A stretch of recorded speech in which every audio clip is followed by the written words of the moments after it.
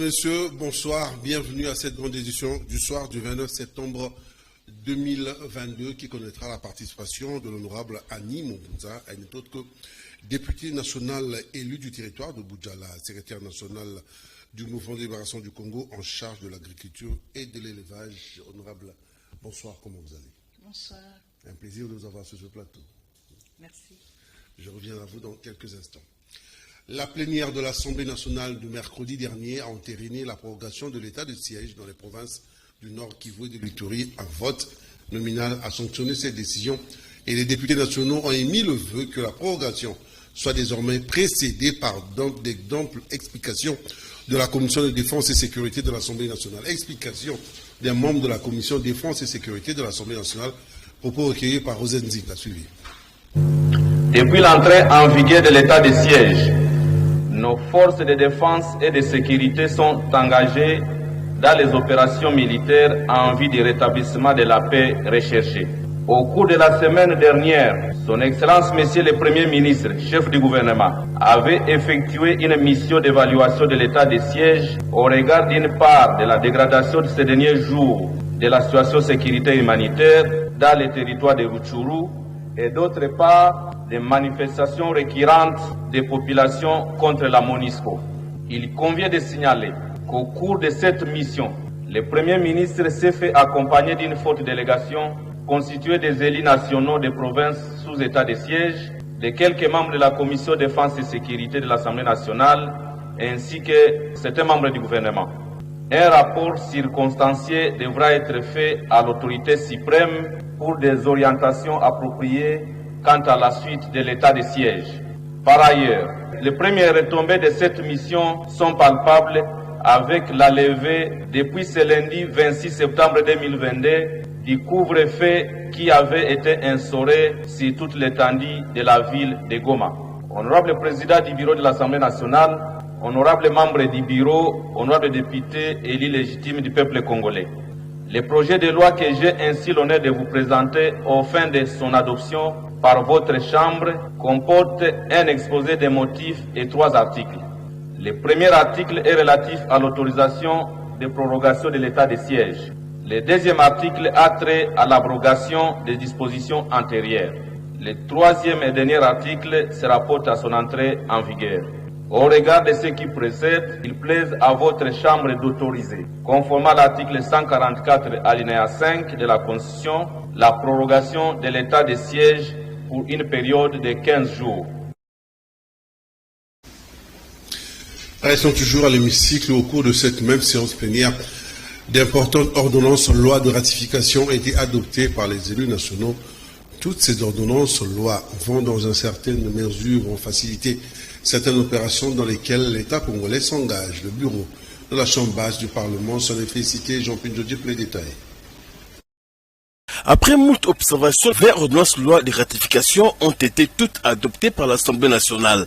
Le bureau de la Chambre basse du Parlement s'en félicite et croit en l'application des résultats de ces adoptions.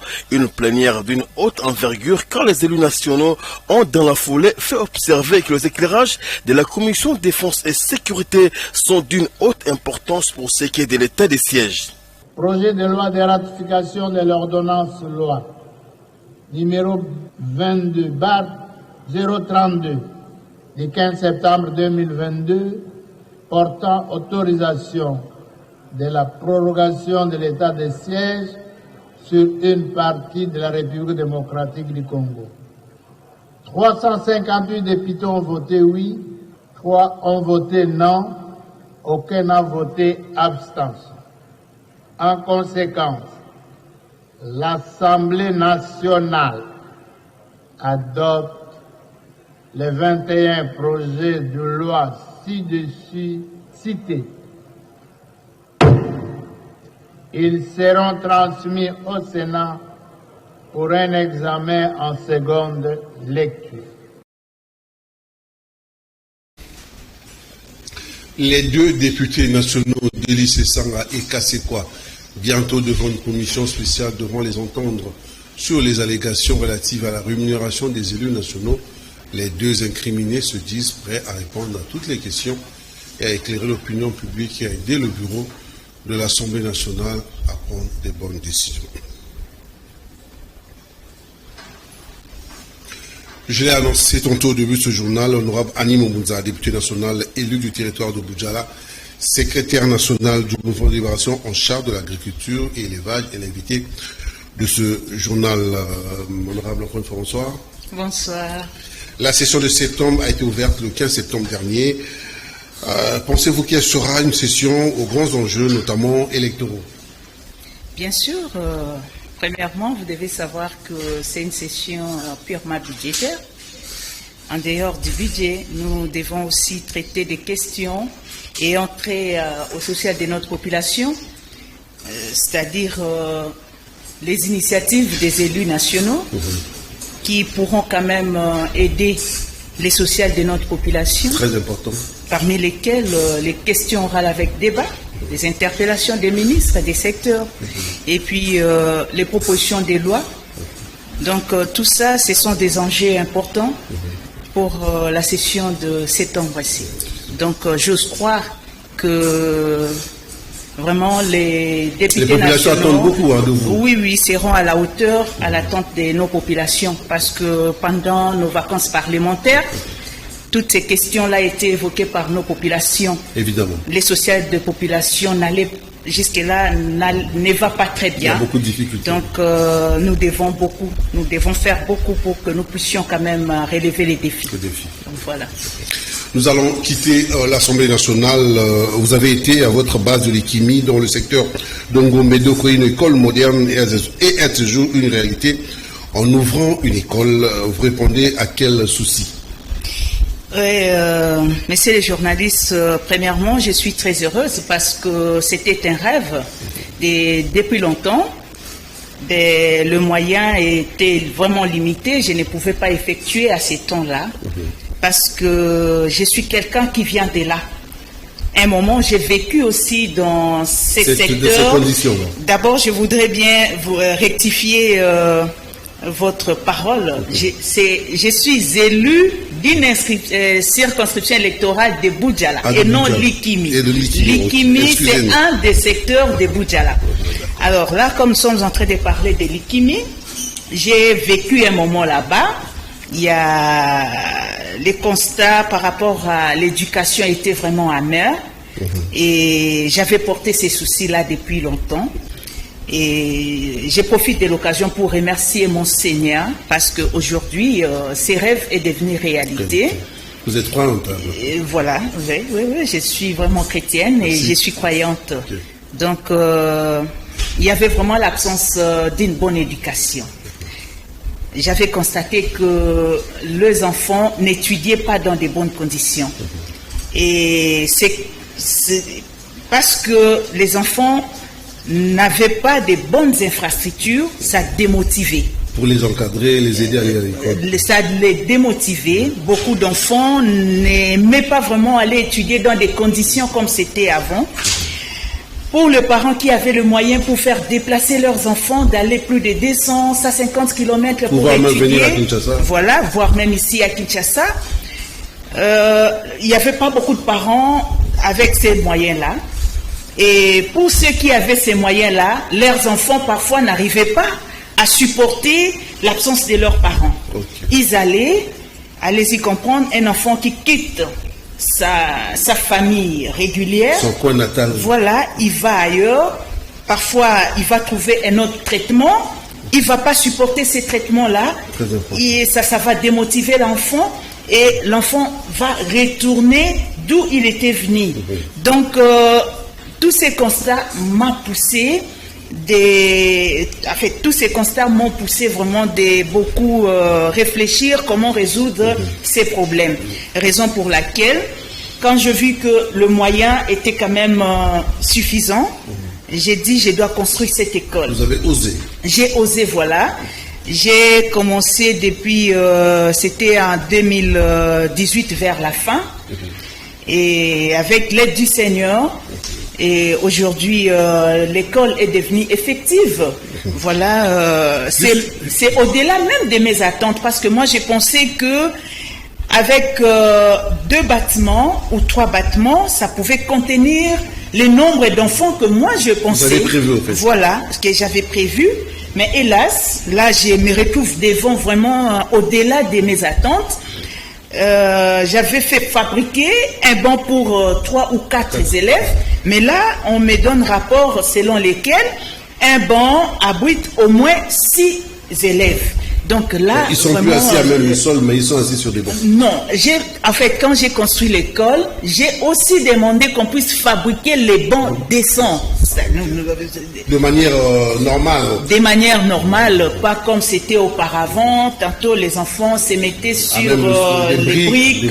Tantôt, eux-mêmes, ils fabriquaient, ils amenaient les morceaux de bois pour pouvoir s'asseoir. Donc cette fois-ci, je leur ai offert quand même un bon cadre pour que finalement les enfants puissent être motivés et que les parents puissent quand même pour alléger aussi l'économie des parents, parce que les parents qui avaient le petit moyen pour envoyer leurs enfants plus de 200 km aujourd'hui. Vous avez anticipé ma question. Moi, oui. je me disais, une école dans un coin où le pouvoir d'achat est très faible, est-ce que les parents auront la facilité d'envoyer les enfants là-bas? Au fait, un grand projet comme ça, je ne pouvais pas le faire sans commencer par contacter les parents. J'ai eu beaucoup de discussions avec les parents. C'est par rapport aux besoins. C'est les parents qui m'ont fait voir leurs besoins. Raison pour laquelle moi je m'étais engagée. Mais cette école, bien sûr, j'ai beaucoup dépensé, mais je n'attends pas un but lucratif. Voilà, moi mon souci est que je puisse quand même donner, poser quelque chose qui va rester dans le temps. Voilà, c'est ça ma vision. Et lorsque les parents ont accepté qu'ils seront à mesure de répondre, parce que construire une école privée, ça va demander les enseignants, wow. Et les enseignants de qualité, parce que c'était ça le besoin de parents. Okay. Ils voulaient que leurs enfants puissent avoir quand même des bonnes leçons et des leçons de qualité, une bonne éducation. Alors, je leur avais prévenu que pour amener des bons enseignants, il faudra mettre le moyen. Et quand je leur ai demandé, ils ont dit non, ils seront à mesure. Pour l'éducation. Là, il y a 3 jours passés, on m'a fait rapport. Ils avaient fait une assemblée générale avec les parents. D'ailleurs, avec le montant que l'école a présenté aux parents, vraiment, les parents étaient très d'accord. À l'unanimité. À l'unanimité. Ils ne savaient même pas, ils ne pensaient même pas que ça pouvait être assez facile comme ça. Assez facile comme ça. Moi, j'ai dit non. Moi, je n'ai pas besoin de m'enrichir. J'ai plutôt besoin de voir 3 ans, 5 ans, 10 ans plus tard, cette contrée s'épanouir avec des futurs, pourquoi pas des futurs honorables comme vous? Bien sûr, mais être, pourquoi pas président de la République? Bien sûr. Voilà. La baisse que connaissent les matières premières congolaises sur le marché international a été une des préoccupations de la dernière du comité de conjoncture économique présidé par le Premier ministre Jean-Michel Sama-Lukonde. Des précisions de cette situation dans ce briefing de la réunion fait par le ministre d'État en charge du budget, Ememboji Sangari. Il est au micro de Jean-Pierre Jodi. Suivez. La question de la grève dans le secteur de l'enseignement supérieur a amené le comité de conjoncture économique à auditionner le ministre de l'enseignement supérieur et universitaire, Moïndo Zangui, qui s'est dit préoccupé par cette grève quasi générale déclenchée par les enseignants depuis le 21 septembre dernier. Cette réunion aujourd'hui a connu la participation particulière à titre exceptionnel du ministre de l'ESU et de la vice-ministre de l'EPST autour de 2 questions principales. La première qui concerne la grève déclenchée par l'association des professeurs d'université à la suite de la signature de l'accord de Bibois en février 2022. Et les enseignants ont décrété cette grève parce que le gouvernement tarde à exécuter certains engagements pris dans ces accords. Et à cet effet, le gouvernement propose certaines solutions et le ministre en charge de l'ESU va communiquer ces propositions de solutions aux professeurs d'université, à leurs syndicats, pour que nous puissions mettre fin à ce mouvement de grève qui s'est déclenché et qui prévoit une grève des étudiants demain. Pour ce qui est du secteur de l'EPST, la vice-ministre a rassuré le comité de conjoncture que la situation est stable, mais elle a attiré l'attention sur la nécessité de mettre en application certains aspects des résolutions, des engagements pris par le gouvernement à Bibois. notamment en ce qui concerne le réajustement de la prime de gratuité qui doit être payée aux enseignants. Les ministres de l'enseignement supérieur universitaire et la vice-ministre de l'EPST ont été à titre exceptionnel conviés à cette réunion de conjoncture économique en raison de l'instabilité actuelle dans le secteur de l'enseignement, la grève dans les universités et la controverse née de la prime de la gratuité de l'enseignement primaire ont été les questions évoquées. Jean-Pierre Djodji revient ici.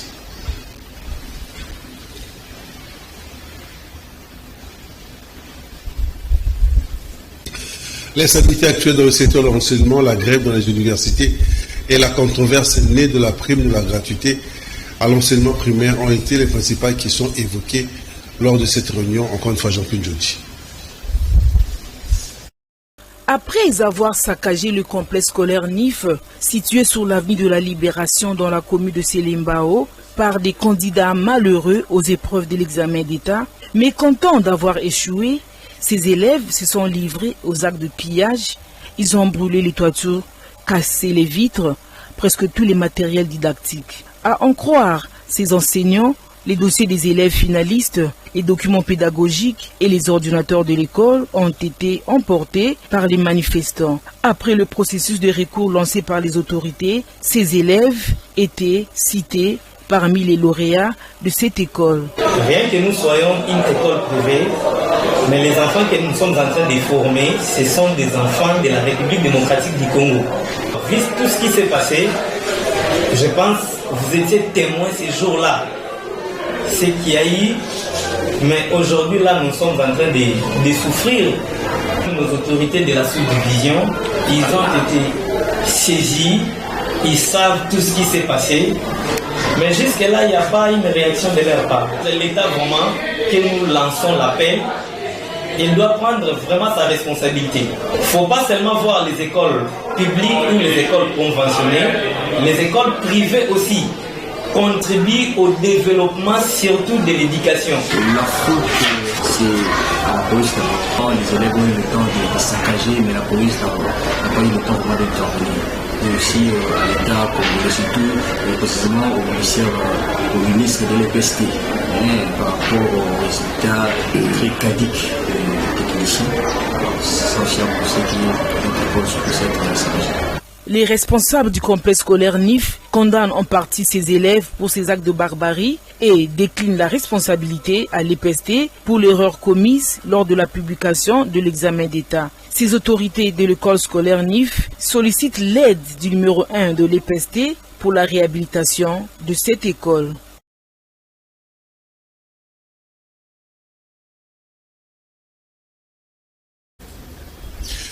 Là, c'était plutôt l'élément et entrée au complexe scolaire NIF situé dans la commune de Selimbao qui a été saccagé par les élèves finalistes. Je reviens à vous.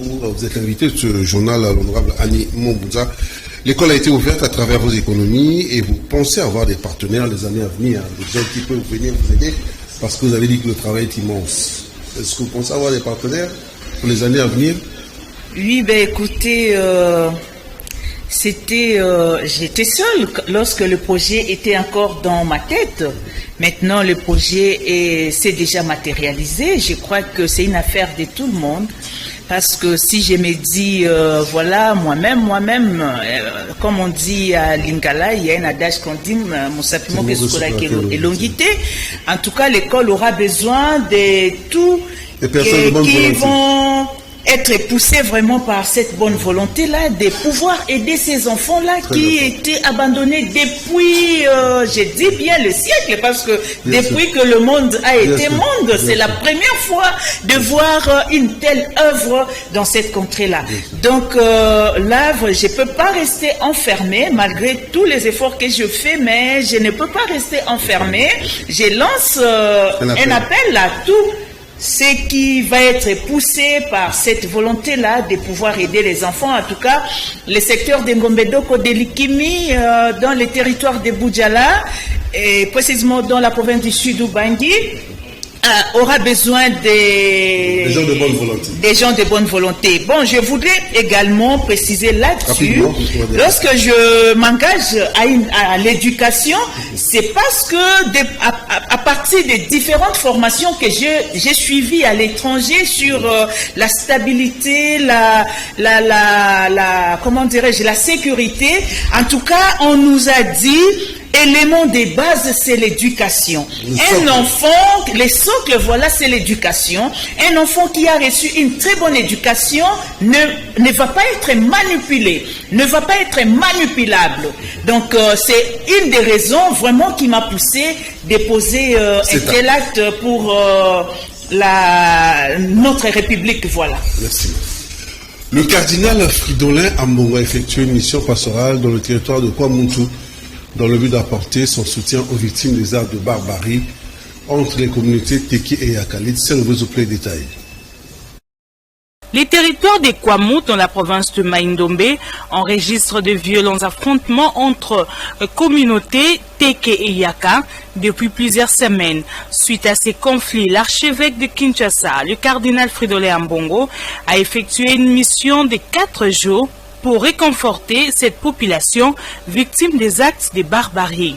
Pour le prélat de Kinshasa, il est urgent que les autorités du pays trouvent la solution à ces problèmes car l'insécurité est à la porte de la capitale Kinshasa. N'oublions pas que Kwamut, c'est la porte d'entrée de Kinshasa. Tout ce qui est navigation sur le fleuve, toutes les eaux du pays passent par Kwamut, soit par le fleuve venant du nord, soit par la rivière qui ramasse toutes les eaux du Kassai, de Kwilu, de Kwango, etc., ou du Maïndombe.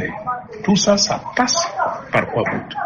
Et s'il y a insécurité à cet endroit aussi stratégique, ça peut avoir de lourdes conséquences sur Kinshasa. Il y a de graves questions de sécurité dans cette partie. Et la nature de cette insécurité, il faut d'abord décortiquer pour mieux connaître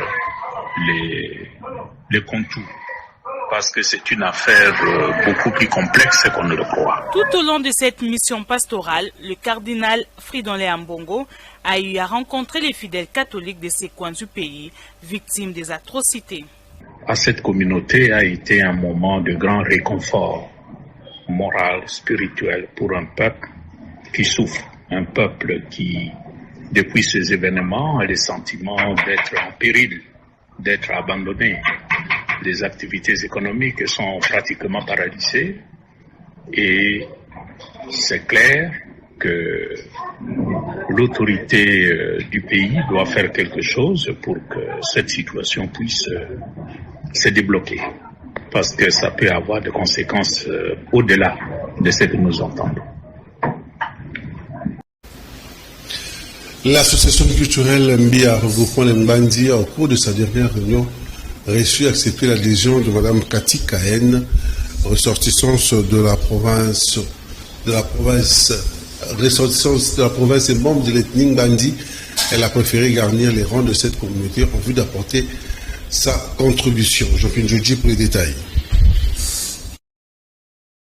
La communauté Mbandi élargit ses rangs à travers son association Mbia. Elle a enregistré l'adhésion d'une de ses filles en la personne de Cathy Kayen, qui au cours d'une réunion d'Mbandi a confirmé son appartenance à la communauté Mbandi et a promis de ne ménager aucun effort pour l'essor de cette association regroupant tous les Mbandi disséminés à travers le pays du monde. C'est un grand plaisir pour moi d'être à ce rendez-vous, celui de la fraternité, d'affirmation à une appartenance, celle de ma communauté Mbia. En effet, de la part de Iulus Sanguinis et Ius Solis, c'est à latin, les doigts de sang et les doigts de sol. J'ai appartenu tacitement à ma communauté. Mais aujourd'hui, en tant qu'association regroupant les fils et filles Mbandi, je me fais le devoir d'adhérer officiellement et solennellement à l'association culturelle Mbia de Kinshasa et à travers celle de tous les pays du monde, y compris les terroirs. Allant à l'école de la convivialité, nous devons nous tenir désormais main dans la main et être soudés en famille. Car il n'y a pas de fraternité posthume. Aussitôt adhéré, Katikaen a promis de contribuer au projet de l'association, notamment financer l'apprentissage de la langue bandi dans un centre de langue à mettre sur pied dans un bref avenir. Dès l'école du Caméléon d'Amadou à Pateba, nous devons savoir qu'aux côtés de nous existent des frères et sœurs, parfois vulnérables, désemparés, qui ont besoin de notre main tendue. Chers frères et sœurs, je compte désormais sur ma communauté et elle doit aussi compter sur moi. L'insalubrité bat son plein devient une monnaie courante dans les communes de la ville de Kinshasa. C'est le cas de la commune de Kinshasa, précisément dans le quartier Ngwaka, un quartier où les caniveaux sont bouchés et les poubelles sont difficilement vidées pour les habitants de ce coin. Kinbopeto est prêt à rester lettre morte malgré la grosse campagne qui accompagne ce lancement, constaté par Esther Malako et Miko Djoumi. En République démocratique du Congo en général et à Kinshasa en particulier, vivre avec le déchet est une monnaie courante. Nous sommes dans la commune de Kinshasa, précisément dans le quartier Ngwaka, où nous avons fait un constat sur l'état de caniveau des avenues ou encore les rues qui sont transformées en poubelles géantes où tout le monde jette des résidus après chaque usage sans être inquiété. Par conséquent, les caniveaux sont remplis des immondices tels que les bouteilles en plastique, les déchets alimentaires, des sachets, des matières fécales ainsi que toutes sortes de résidus. Et cela entraîne une reproduction rapide des moustiques qui sont responsables de plusieurs maladies liées à l'insalubrité, telles que le paludisme, la fièvre typhoïde et les infections et autres, alors que les caniveaux devraient être ouverts pour laisser passer librement les eaux. En effet, devant la caméra de Canal Kin Télévision, les habitants de la dite commune n'ont pas hésité à lancer un cri d'alarme aux autorités du pays, notamment le gouverneur de la ville de Kinshasa, Gentini Ngobila, et la bourgmestre Madame Pepito Kilala, afin de trouver une solution adéquate pour curer les caniveaux, surtout en cette période où les pluies vont reprendre. Et là où nous sommes sur Willery Ishoki, je viens réclamer le tirage des caniveaux. Parce qu'il y a trop d'immondices, parce que nous sommes dans un quartier très informel, là où les caniveaux sont devenus de poubelles, même de toilettes de gens. C'est ça, je viens réclamer pour faire le curage des caniveaux. Paraît-il qu'il y a une dame là-bas. Je ne connais pas, je n'ai jamais vu la dame. Je ne connais même pas. Je n'ai même pas vu la dame. Certains habitants disent n'avoir jamais vu la bourgmestre de cette commune descendre sur terrain pour faire le constat sur l'assainissement et que Kinbopeto n'est qu'un simple slogan, mais pas une réalité. Et l'invité de ce journal, l'honorable Annie Moubouza, députée nationale élue du territoire de Boudjala. Honorable, en qualité de secrétaire national du Mouvement de libération du Congo en charge de l'agriculture et élevage, on vous a vu remettre des intrants et outils agricoles à la population de Kouma. Ça va s'arrêter seulement à Kouma? Merci beaucoup, messieurs les journalistes. Ça ne peut pas s'arrêter au secteur de Kouma parce que la République démocratique du Congo est grande, n'est-ce pas? Et le parti, le MLC, ne s'arrête pas seulement au niveau de Kinshasa ou du Sud-Ubangi, c'est sur toute l'étendue de la République du Congo. Étant secrétaire national en charge de l'agriculture, pêche et élevage, j'ai ce devoir-là d'aller sur toute l'étendue de la République pour pouvoir booster un peu ces secteurs-là d'agriculture. Voilà. Ça, c'était occasionnel. C'était par la demande de mon président. C'est mon président, Excellence Jean-Pierre Bemba, qui m'avait donné ces moyens-là, qui avait mis ces moyens-là à la disposition des agriculteurs de Kouma pour que finalement la production locale soit quand même encouragée. Depuis un certain temps, je sais que vous aussi, vous êtes informés, le phénomène malnutrition et l'insécurité alimentaire prend vraiment de l'ampleur dans notre pays. Et le secteur des Kouma ne pas épargné, raison pour laquelle, par ma qualité de la secrétaire nationale en charge de l'agriculture, le président Jean-Pierre Bemba m'avait délégué d'aller doter à ces citoyens le moyen de travail pour pouvoir quand même faire leur champ, pour les encourager à travailler en agriculture. Donc voilà la raison de mon passage à Kouma. Nous sommes arrivés pratiquement à la fin. Deux petites questions. Nous vous trouvons très actifs. Comment conciliez-vous votre vie d'épouse, de foyer, mère et cadre au sein du mouvement de libération du Congo? Et puis demain, c'est le 30 novembre, je crois que c'est l'anniversaire du mouvement de libération du Congo, 24 ans. Les deux questions, y a-t-il un programme? Comment ça va se passer? Oui, je commence par répondre par votre première question. Comment j'ai parviens quand même concilier... vous êtes au Parlement, vous êtes avec la base. Moi, je crois que les dialogues restent toujours importants dans un foyer ou dans une famille. Être épouse ou mère d'une famille, c'est une autre tâche, mais être aussi femme d'État, ça s'en est une autre. Voilà. Donc, je sais bien faire la séparation des choses. Voilà. Donc, ça ne pose pas de problème. Je reste maman des enfants, épouse de quelqu'un, et puis je reste aussi femme d'État. Donc, pour ça, il n'y a pas de problème. En ce qui concerne le 24e anniversaire de mon parti cher, le mouvement de libération du Congo, en tout cas, je suis très heureuse parce que c'est un parti qui a connu beaucoup de problèmes dans son parcours, mais Dieu étant toujours, resté toujours un être puissant, un être incontournable, il a su quand même nous aider à survivre jusqu'aujourd'hui. Donc, je souhaite un très heureux anniversaire, d'abord à mon président, parce que c'est lui le fondateur.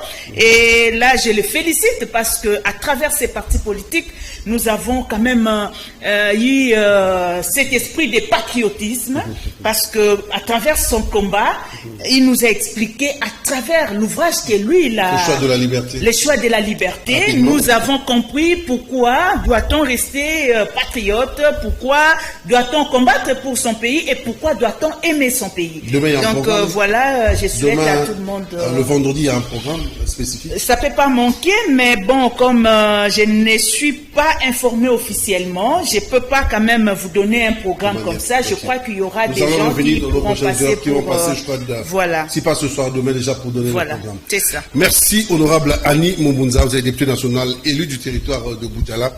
Vous êtes secrétaire national du mouvement de libération du Congo en charge de l'agriculture et élevage. Nous vous remercions beaucoup. C'est à moi de vous remercier. Monsieur Jean-Pierre Djodji a assumé l'édition de cette édition. Couparbola, Rodiloa du à la caméra, Freddy Tankidi à la réalisation. La rediffusion, c'est à minuit. Et puis demain, vendredi à 7h pour suivre encore cette fois la rediffusion de cette grande édition. Allez, moi je vous dis bye bye, prenez bien soin de vous.